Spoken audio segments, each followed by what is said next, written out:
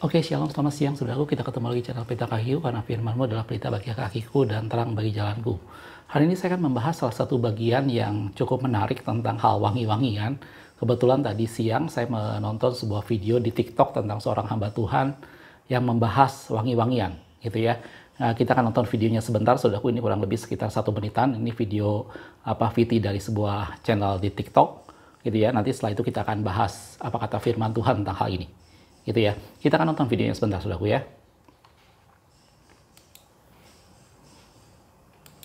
Korban persembahan itu ternyata salah satu adalah apa? Wangi-wangian.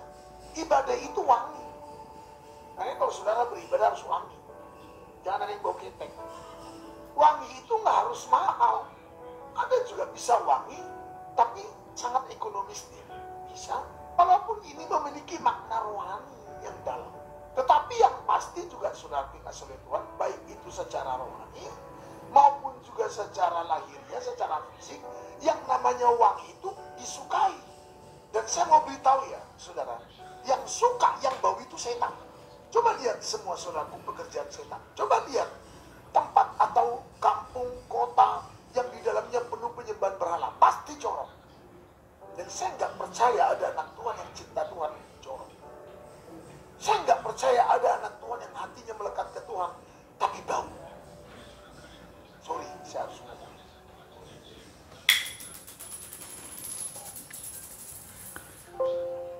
Oke, saudaraku, itu adalah salah satu videonya. Mungkin videonya saya blur supaya kita tidak terlalu memikirkan siapa yang berbicara, tetapi kita lebih banyak melihat apa isi yang sedang dibicarakan di sana, gitu ya. Jadi saya blur videonya. Jadi kita tidak usah mencari-cari siapa sih sebenarnya hamba Tuhan yang berbicara ini, tapi lebih banyak kita bisa fokus kepada isi yang sedang disampaikannya, gitu ya. Topiknya mungkin ini hanya sebuah penggalan khotbah mungkin ya, saya sendiri tidak terlalu mengerti dan saya juga tidak kenal, gitu ya. Apa sih namanya? Tapi ini menjadi satu bagian yang menarik kalau kita mau bahas lebih jauh mengenai hal ini, gitu ya. Apa sih namanya? Saya nggak tahu apa yang ada di pikiran Anda pada saat Anda mendengar atau menonton apa yang barusan disampaikan oleh seorang hamba Tuhan ini, gitu ya. Tapi saya sendiri cukup geli dengan waktu saya mendengarnya. Sekali lagi saya bilang ini mungkin hanya sebuah penggalan aja, dan kita tidak perlu memikirkan atau tidak perlu mencari tahu siapa yang berbicara, gitu ya. Tapi yang penting adalah firman Tuhannya mari kita lihat, mari kita bahas secara objektif apa kata firman Tuhan tentang hal ini.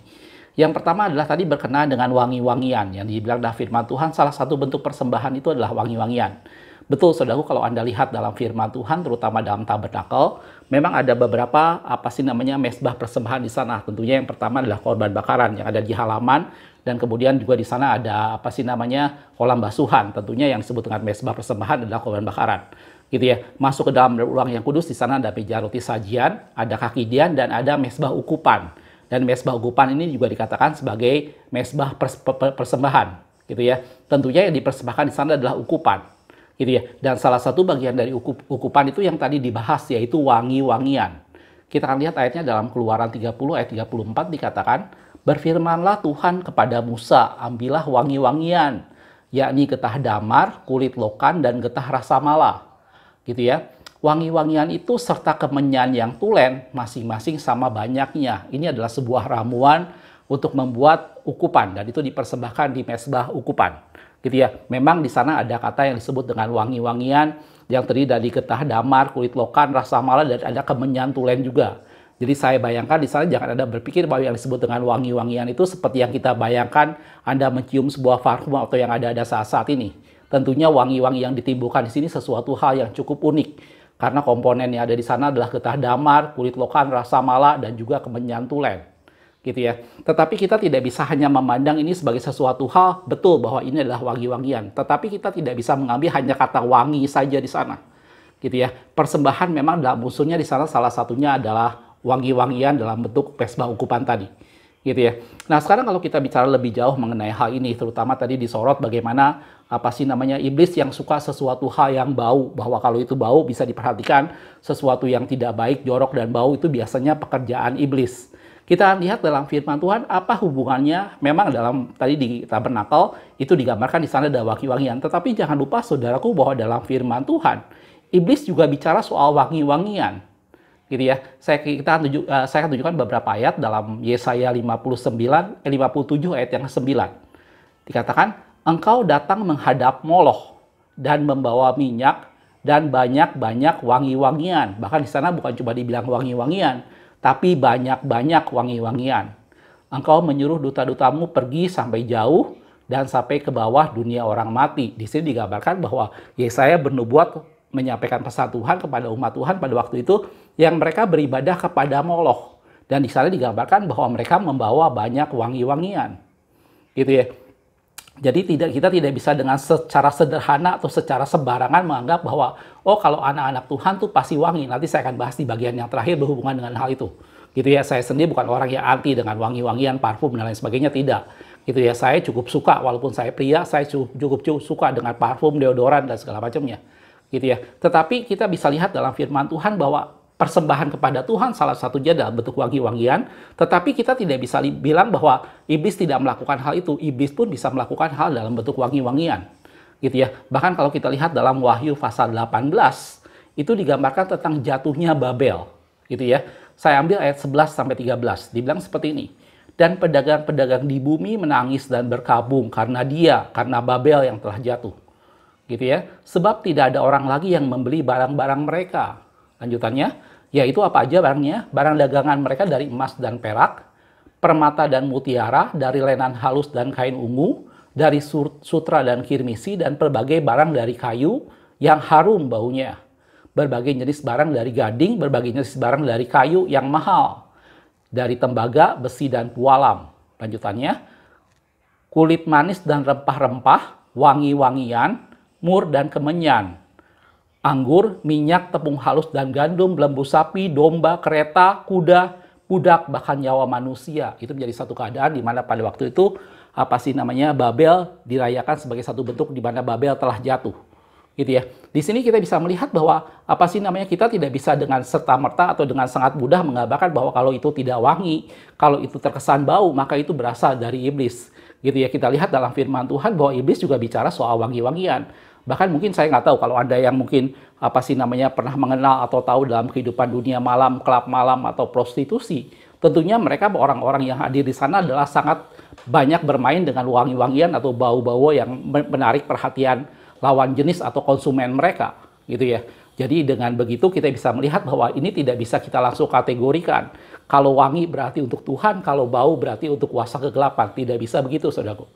Gitu ya. Dari sini saya ingin kita sama-sama melihat pertama bahwa kita tidak boleh dengan mudah menyimpulkan sesuatu dengan mudah bahwa ini adalah pekerjaan iblis, ini adalah pekerjaan setan. Gitu ya. Dalam firman Tuhan dikatakan bahwa lawanmu si iblis sama seperti singa yang mengaum-ngaum dan mencari lawan untuk ditelannya. Gitu ya. Dan tunduklah kepada Allah dan lawanlah iblis. Gitu ya. Dan menjadi sesuatu di mana kita tidak boleh underestimate gitu ya dengan kuasa kegelapan. Memang Allah telah melucuti itu semua. Gitu ya. Dan digambarkan seperti singa yang menelan. Singa sifatnya mencabik. Dia menelan karena apa? Digambarkan dalam firman Tuhan karena giginya sudah ompong. Gitu ya. Tetapi kita tidak boleh underestimate. Kita tetap harus berjaga-jaga. Karena itu dalam firman Tuhan digambarkan tunduklah kepada Allah. Pada saat kita tunduk, pada saat kita dekat pada Tuhan, kita baru bisa melawan kuasa kegelapan. Gitu ya. Kita tidak bisa dengan gampang sembarangan berkata bahwa vaksin itu di dalamnya mengandung kuasa kegelapan, mengandung chip. Di mana dengan mudah kita bisa dimatikan atau di-delete dari jauh. Tentunya kita tidak dengan mudah menganggap itu semua. Iblis sudah dilucuti, tetapi kita tidak boleh underestimate. Dia berpengalaman selama ribuan tahun menjatuhkan banyak manusia, menjatuhkan banyak orang-orang pintar, bahkan orang-orang yang berkenan pada Tuhan, dan sudah banyak iblis melakukan itu semua. Gitu ya. Kita tidak bisa mengalahkannya dengan analisa kita tidak bisa mengalahkannya dengan pengalaman hidup kita. Kita hanya bisa mengalahkannya apabila kita bergantung dan sepenuhnya tunduk kepada Allah. Jadi ini dua hal yang pertama yang ingin saya sorot sama-sama berkenaan dengan video tadi. Bahwa yang pertama bahwa memang persembahan kepada Allah dalam perjanjian lama itu dibicarakan dalam bentuk wangi-wangian. Dan itu adalah komponen untuk membuat ukupan pada mesbah ukupan. Gitu ya. Tetapi kita tidak melihat, tidak menutup mata juga bahwa kuasa kegelapan pun memakai wangi-wangian. Seperti tadi di Yesaya mereka mempersembahkan kepada Molok wangi-wangian. Bahkan pada waktu Babel jatuh, dikatakan pedagang menangis. Karena mereka juga berjualan wangi-wangian. Gitu ya. Dan kalau kita bicara soal sesuatu yang harum di hadapan Tuhan, gitu ya, tentunya Anda dan saya tahu bahwa yang dimaksud sesuatu yang harum di hadapan Tuhan itu bukan berarti sesuatu yang bisa dideteksi atau dicium dengan indera penciuman kita. Bukan cuma bicara soal hal itu. Gitu ya. Dalam 2 Korintus 2 ayat 15 dikatakan, sebab bagi Allah, kami, Paulus bilang, adalah bau harum Kristus dari tengah-tengah mereka yang diselamatkan di antara mereka yang binasa. Dalam pelayanannya, Paulus menempatkan diri bahwa kami melakukan dengan sepenuh hati, kami melakukannya dengan segenap hati kami bagi kemuliaan Kristus, dan kami menjadi bau harum di hadapan Kristus. Kami menjadi bau harum bagi Allah. Gitu ya. Jadi bau harum yang dimaksudkan di sini bukan karena Paulus pakai sejenis parfum merek tertentu. Gitu ya. Dan orang tidak perlu mencari-cari pada zaman Paulus parfum apa yang sudah dibuat dan dipakai oleh Paulus. Bukan. Tetapi di sini menggambarkan bahwa Paulus melayani dengan segenap hati, Paulus melakukannya bagi kemuliaan nama Tuhan, dan Paulus melakukan itu semua bukan untuk dirinya sendiri, dan itu digambarkan seperti bau harum bagi Kristus. Jelas aku? Kalau kita lihat dalam Kejadian 8 ayat yang ke-21, sebelum kita bicara soal persembahan wangi-wangian pada tabernakel dalam hal ini mezbah ukupan, dari zaman Nuh, umat Tuhan sudah mempersembahkan sesuatu dalam bentuk korban bakaran. Dan korban bakaran jangan Anda pikir itu sesuatu yang bau wangi-wangian di hidung. Karena korban bakaran adalah satu hewan yang kemudian dibinasakan dan dibakar. Jadi Anda bisa bayangkan itu baunya seperti bau bakaran. Gitu ya. Tetapi dalam Kejadian 8 ayat 21, saya ambil salah satu contoh, dikatakan, ketika Tuhan mencium persembahan yang harum itu, persembahan dari Nuh, berfirmanlah Tuhan dalam hatinya, aku tidak akan mengutuk bumi ini lagi karena manusia. Sekalipun yang ditimbulkan hatinya adalah jahat dari sejak kecilnya, aku tidak akan membinasakan lagi segala yang hidup seperti yang telah kulakukan. Persembahan Nuh, bagaimana dia membakar setiap hewan yang dikatakan tidak najis, dia membakar itu semua di hadapan Tuhan. Maka persembahan yang Nuh lakukan itu menjadi satu persembahan yang harum di hadapan Tuhan. Dan Tuhan memandang itulah wangi-wangian bagi Tuhan. Gitu ya. Dan tadi saya sudah bilang kalau misalnya kita membakar satu hewan tertentu tanpa dengan macam-macam, tentunya baunya akan cukup menyengat di telinga kita. Tetapi itu menjadi bau harum di hadapan Tuhan. Gitu ya. Saya ambil satu contoh lagi. Dalam 2 Korintus 2 ayat 14 dikatakan, tetapi syukur kepada Allah yang dalam Kristus telah membawa kami di jalan kemenangannya. Lanjutannya, dengan perantaran kami, ia menyebarkan keharuman, pengenalan akan dia di mana-mana. Pengenalan akan Kristus itu digambarkan sebagai satu bentuk keharuman. Di mata Allah apabila seorang melakukan pelayanannya dengan segenap hati, di mata Allah apabila orang memberikan persembahan dengan segenap hati dan membuat orang lain mengenal Tuhan, itu menjadi sesuatu yang mengharumkan. Itu menjadi sesuatu yang harum di mata Tuhan. Jelas aku? Jadi ini kalau kita bicara soal sesuatu yang harum, bukan berarti harus bicara soal sesuatu yang wangi-wangian.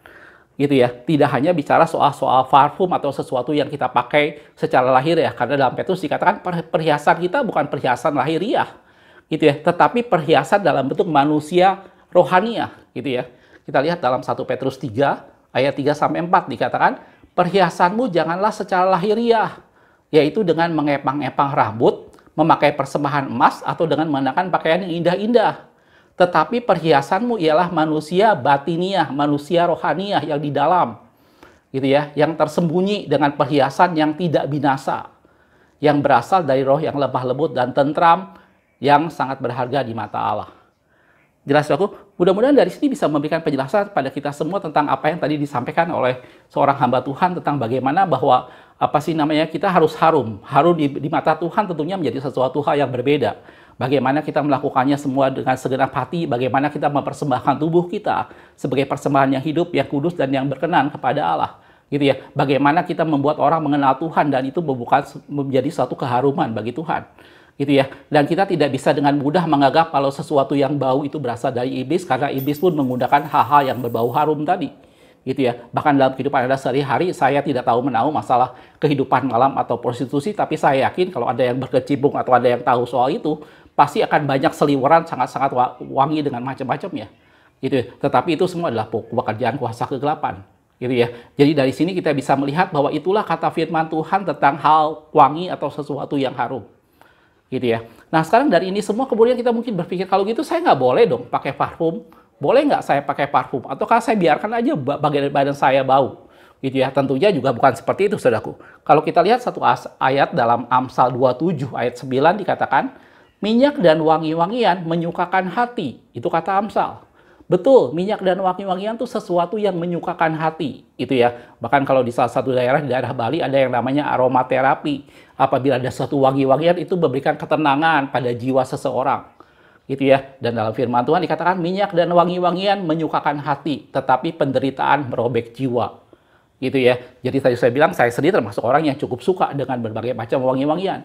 Tetapi itu tidak boleh menjauhkan kita dari Allah, tidak boleh kita menghakimi seseorang hanya karena wangi atau tidak. Gitu ya. Ada orang memang yang mungkin tanpa sadar dia mengalami yang tadi dibilang malah bau ketek. Bisa aja ada orang yang mengalami seperti itu tanpa dia sadar. Gitu ya. Kita tidak boleh menganggap bahwa dia kurang rohani, kita tidak boleh menganggap bahwa dia kurang dekat dengan Tuhan. Tidak.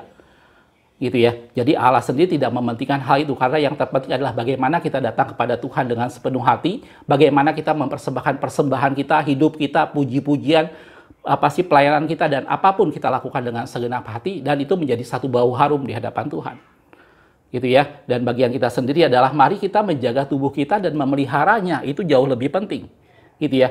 Dalam satu ayat yang terakhir dalam 1 Korintus 6 ayat 19 dikatakan, atau tidak tahukah kamu bahwa tubuhmu bait Roh Kudus yang diam di dalam kamu, Roh Kudus yang kamu peroleh dari Allah, dan bahwa kamu bukan milik kamu sendiri. Gitu ya. Mari kita melawat kebersihan tubuh kita, mari kita menjaganya, mari kita memelihara tubuh kita. Kita berolahraga, kita makan makanan yang sehat, kita istirahat yang cukup, kita membersihkan tubuh kita dengan mandi dan segala macamnya. Dan itu semua menggambarkan bagaimana kita bertanggung jawab memelihara apa yang Allah percayakan dalam hidup kita dalam bentuk tubuh kita. Gitu ya. Dan itu yang terpenting dari atas dibandingkan cuma sekedar parfum dan lain sebagainya. Jelas, saudaraku, mudah-mudahan dari penjelasan saya yang sederhana ini bisa membuat kita semakin mengerti bahwa ini adalah satu gambaran. Gitu ya. Saya cukup geli dengan mendengar apa yang disampaikan pertama tadi gitu ya. Cuma di sana saya bisa membayangkan bahwa banyak orang yang di luar sana yang menyampaikan sesuatu yang hanya berdasarkan pada satu peristiwa gitu ya, atau berdasarkan pada hanya satu ayat firman Tuhan. Bagaimana kemudian di sana ada wangi-wangian dan kemudian dia bicara soal wangi-wangian, dalam hal ini parfum. Gitu ya. Saya nggak tahu, mungkin hamba Tuhan yang disampaikan tadi dalam kondisi yang sedang berbunga-bunga, tiba-tiba dia dapat hadiah satu parfum yang dia suka, dan kemudian dia bersyukur atas parfum yang diterima, dan itu menjadi bahan khotbah. Saya nggak tahu, saya nggak ngerti masalah itu gitu ya.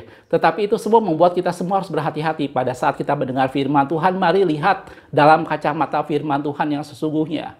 Karena itu ada dan saya kita perlu menggali firman Tuhan dan belajar firman Tuhan supaya kita mengerti. Gitu ya. Bahkan beberapa lama yang lalu saya sempat menonton sebuah VT juga dari TikTok, seorang hamba Tuhan yang mungkin cukup terkenal, dan dia menggambarkan bahwa di surga nanti kita bertemu dengan anjing kesayangan kita. Gitu ya. Anjing kesayangan kita nanti kita bertemu di surga karena ada ikatan batin antara kita dengan anjing, dan Allah tahu hal itu. Wah, saya bilang ini menjadi sesuatu hal yang bisa memancing suatu perdebatan yang akhirnya berkepanjangan. Karena kalau kita bicara bagaimana manusia diciptakan dari debu, dan kemudian roh Allah berhembus dan kita menjadi makhluk yang hidup, menjadi living soul dikatakan dalam firman Tuhan, dan roh itu akan kembali kepada Allah. Gitu ya. Jadi kalau kita bicara, bukankah hewan dan tumbuh-tumbuhan tidak punya roh? Gitu ya. Tetapi saya percaya Allah di surga nanti kita akan bertemu dengan banyak hal yang jauh lebih indah yang ada dalam dunia ini. Tetapi bukan berarti anjing kesayangan Anda dan saya mungkin yang berapa lama yang lalu pasti namanya mati, terus kita berpikir satu saat kita akan berkumpul kembali di surga. Tentunya tidak begitu, saudaraku. Gitu ya. Itu hanya beberapa contoh yang saya nonton beberapa lama ini tentang beberapa VT di TikTok gitu ya, termasuk salah satu tadi tentang masalah parfum. Oke, saudaraku, mudah-mudahan ini bisa menginspirasi kita semua, membuat kita semakin mengerti itu kata firman Tuhan mengenai hal wangi-wangian. Mari kita menyukakan hati Tuhan, mari kita mempersembahkan sesuatu sehingga hati Tuhan senang karena ada satu persembahan yang harum. Persembahan hidup kita kepada Tuhan, persembahan pelayanan kita, apapun yang Anda lakukan dalam studi, lakukan dengan segenap hati bagi kemuliaan nama Tuhan. Dan itu menjadi suatu bau yang harum di mata Tuhan. Anda yang bekerja, mari bekerja dengan sungguh-sungguh gitu. Permuliakan nama Tuhan di kantor Anda, dan itu menjadi satu persembahan yang harum di mata Tuhan. Gitu ya. Terlebih lagi dalam pelayanan, dalam ibadah kita dan apapun juga lakukan dengan segenap hati, dan Allah bersuka atas itu semua. Jelas, saudaraku? Makasih sudah menonton. Kita ketemu di video berikutnya. Tuhan Yesus.